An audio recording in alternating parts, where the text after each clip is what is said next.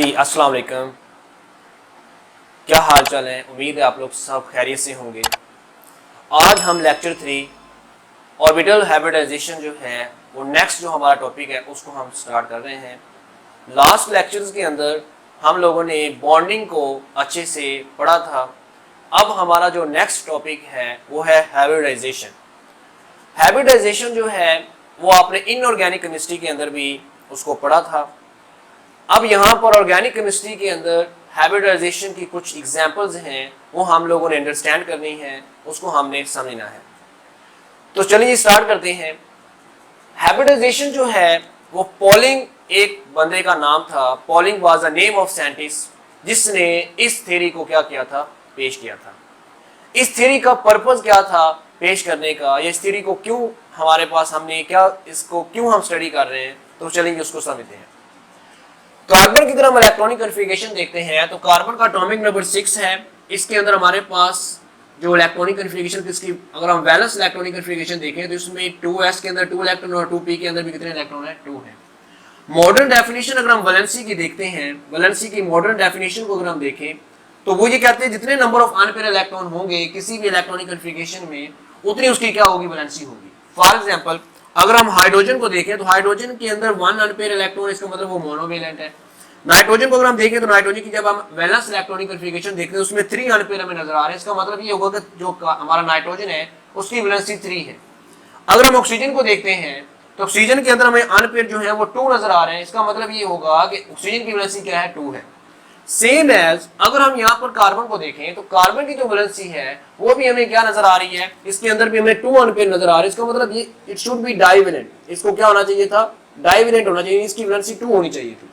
But practically हमने देखा कि कार्बन की वैलेंसी, जैसे अगर हम CH4 में देखते हैं तो CH4 में हर कार्बन के साथ जो है वो 4 हाइड्रोजन लगी हुई है। इसका मतलब ये है कि मीथेन के साथ कार्बन के साथ 4 हाइड्रोजन, इसका मतलब ये है कि उस कार्बन की वैलेंसी क्या है, 4 है।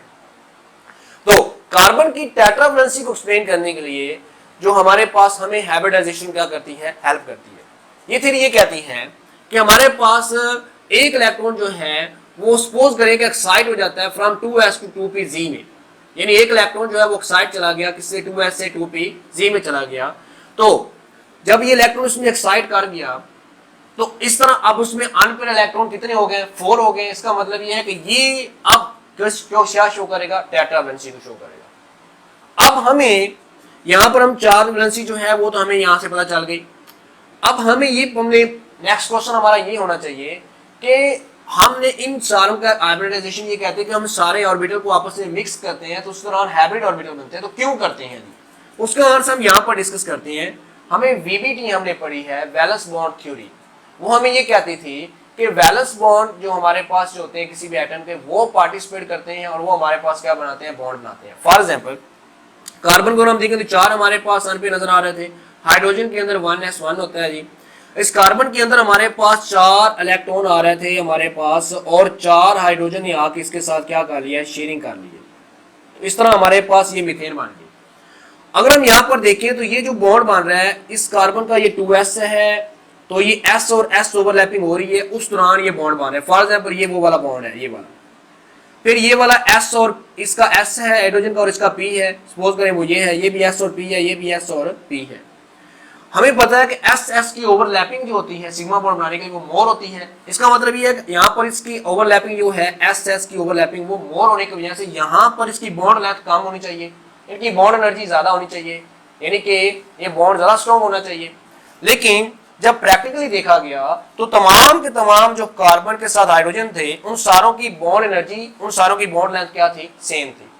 तो तब उन्होंने फिर एक कंसेप्ट रखा, उन्होंने कहा कि जो हमारे पास असल में होता ये है, ये तमाम के तमाम जो एटॉमिक ऑर्बिटल हैं वो आपस में मिक्स होते हैं। जैसे इस कार्बन में देखें तो ये 2s इसका, ये वाला, ये 2px, ये 2py और ये 2pz, ये तमाम के तमाम एटॉमिक ऑर्बिटल जो हैं वो आपस में मिक्स होंगे। इन सारों की शेप और इनकी एनर्जी जो है वो स्लाइटली डिफरेंट है, थोड़ी बहुत डिफरेंट है। ये आपस में मिक्स होके आप क्या बनाएंगे, हाइब्रिड ऑर्बिटल बनाएंगे। और इस हाइब्रिड ऑर्बिटल की शेप क्या होती है, एक छोटा सा लॉब और उसके ऊपर ये वाला हम लोग क्या बनाते हैं। और बाज़ बात हम इस स्मॉल लॉब को भी शो नहीं करते, हम लोग सिर्फ यूं करके इसके यूं करके क्या कर देते हैं, कुछ बुक्स में स्मॉल लॉब्स को मेंशन ही नहीं किया होता। तो कुछ बुक्स में स्मॉल लॉब्स को मेंशन ही नहीं किया होता। तो ये हैबिट ऑर्बिटल की देखें, हमारे पास एटॉमिक ऑर्बिटल जो है वो डिफरेंट हमारे पास शेप के आपस में क्या हो रहे हैं, मिक्स हो रहे हैं, और जितने मिक्स हो रहे हैं उतने ही क्या बना रहे हैं, हैबिट ऑर्बिटल बना रहे हैं of same shape and same energy वाले। तो इसी प्रोसेस को हम बोलते हैं हैबिटाइजेशन। Is it clear? तो हैबिटाइजेशन क्या है? The mixing and rearranging of atomic orbital of different energy and shape and form equal set of habit orbital, यानी जितने आपस में मिक्स होंगे उतने ही क्या बनेंगे, नया बनेगा, and form equal set of habit orbital of same shape and same energy। इन सारों की शेप और इन सारों की एनर्जी क्या होगी, सेम होगी। अब जब ये हैबिट ऑर्बिटल 4 बन गए तो इन्होंने इस कार्बन जो कि सेंट्रल एटम है जिसकी हम लोग जिन ऑर्बिटल को मिक्स कर रहे हैं, इसके गिर्द इन्होंने अपने आप को क्या करना है, सराउंड करना है। इस तरह से ये अपने आप को ओरिएंट करेंगे कि ये मैक्सिमम डिस्टेंस पे रहें और इनमें मिनिमम रिपल्शन हो, ताकि ये स्टेबिलिटी गेन कर सके। उस वाली अरेंजमेंट को हम बोलते हैं ज्योमेट्री। तो ज्योमेट्री क्या है? जब हैबिट ऑर्बिटल ओरिएंट कर लेते हैं इस तरह से कि वो मैक्सिमम स्टेबिलिटी की तरफ चले जाएं, तो उनको उस वाली हम लोग चीज को बोलते हैं, वो इसकी क्या है, ज्योमेट्री है। तो यहाँ पर ये जो हमारे पास sp3 जो हमारे पास ये जो बने हैं 4, ये इस कार्बन के गिर्द अपने आप को टेट्राहेड्रल जो हमारे पास क्या करते हैं जी, अरेंज करते हैं। टेट्राहेड्रल को आपस में क्या करते हैं जी, अरेंज करते हैं। दिस इज द हैबिटाइजेशन जो हमने सिंपल सा इंट्रोडक्शन इसका लिया। तो नेक्स्ट हम लोग इसमें बात करते हैं कि कुछ इसमें इंपॉर्टेंट पॉइंट हैं जो हमें हैबिटाइजेशन की क्या करनी पड़ती है जी, हमें हैबिटाइजेशन करने के लिए हमें उन पॉइंट को क्या रखना पड़ता है, हमेशा माइंड में रखना पड़ता है। चलिए उनको डिस्कस करते हैं।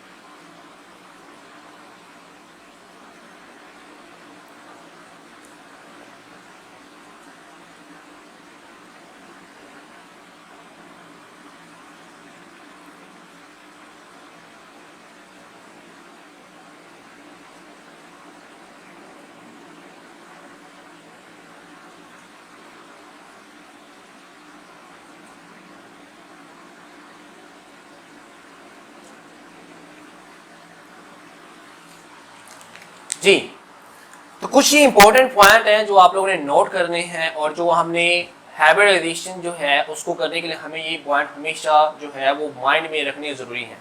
सबसे पहला पॉइंट ये है कि जितने एटॉमिक ऑर्बिटल आपस में ओवरलैप करेंगे उतने ही न्यू हैबिट ऑर्बिटल बनेंगे। एक पॉइंट ये, हैबिट ऑर्बिटल जितने ऑर्बिटल आपस में मिक्स होंगे उतने हमारे पास क्या बनेंगे, न्यू हैबिट ऑर्बिटल बनेंगे। नेक्स्ट, ओनली जो है हमारे पास हैबिटाइजेशन के अंदर सिग्मा और लॉन पेयर जो होते हैं वो इन्वॉल्व होते हैं, इसमें पाई बॉन्ड की इन्वॉल्वमेंट नहीं होती। इस क्या मतलब है, हम इसको आगे जाके अंडरस्टैंड करेंगे।